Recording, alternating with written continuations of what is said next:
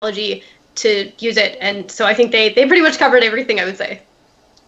Right on. I am going to quickly switch over to another question from the chat. This one came in really early while we were still setting things up, so I couldn't get to it right away. iTalkGame asks what is potentially a thorny question, so I'm going to ask, just for everyone watching at home, if we can recall that we're all friends and we're all trying to enjoy games. How do you think about accessibility when not every game is geared towards the same demographic? They use the words hardcore versus casual. I would, just to approach where he's coming from, I would compare. I've been very broad in the games I've described today, like get kind of story-driven games with adventures. But I would also guess he's talking about a game, like in my head I'm thinking of Devil May Cry, which wants to turn up the difficulty in order for, because it wants players to be pushing buttons really fast. But I still I think there's room to discuss how games like Devil May Cry can still be accessible though. So how do you all feel about the way those games are aimed? So I think the most important thing to remember about accessibility is we're talking about removing unnecessary barriers. Yeah. So for example, if we're talking about Devil May Cry and the issue is trying to use your custom controller or additional technologies to help you play, Devil May Cry's designers, they didn't make the challenge of the game setting up your play space. That was not what they intended. So I think we can't make every game accessible for everyone.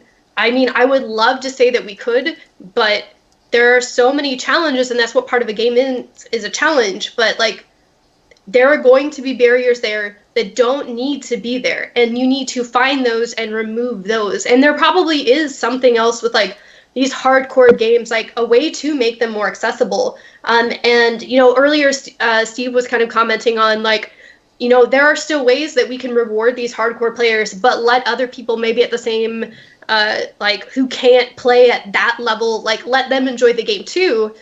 So you have to find that balance. And like I said, there are so many things that are just unneeded barriers from enjoying a game. And when we talk about accessibility, 9 out of 10 times, those are the things that we're talking about to making games better. Mm-hmm. Right. You don't have to. Actually, I will even go stronger language. It is not necessary to destroy a game in order for people with disabilities to enjoy the game. I can probably best describe this with a short anecdote. So, years ago, Able Gamers, myself, the founder, we were all invited to Rockstar's headquarters, Harmonix in Boston, Massachusetts. And we went in there, had a meeting with Alex R. Rock Band? Rock Band. Yeah, Rock Band. Got it, yeah. Well, yeah. It sounded like you went down to San Diego to Rockstar HQ for a second. I did that too. But we went to Rock Band at Harmonix headquarters, and when we had this meeting with him, we were talking to Alex about playing Rock Band and how you needed a minimum of 3 buttons in order to play the game, and that it's exceedingly hard to turn it from the console game into an assistive technology that the assistive technology can understand. And I asked him, why did you limit the buttons at 3? And he said, well, that was an arbitrary number. We just figured that no one would want to play our game if someone could only push 1 button. And I took a half a beat and looked at him in the face and I said, I would. Because I'm quadriplegic. That's why you don't see me animated on screen right now moving my arms around, because I can't. I would like to play Rock Band with only 1 button, and it would be fun to me to be able to play Rock Band with only 1 button, 1 input.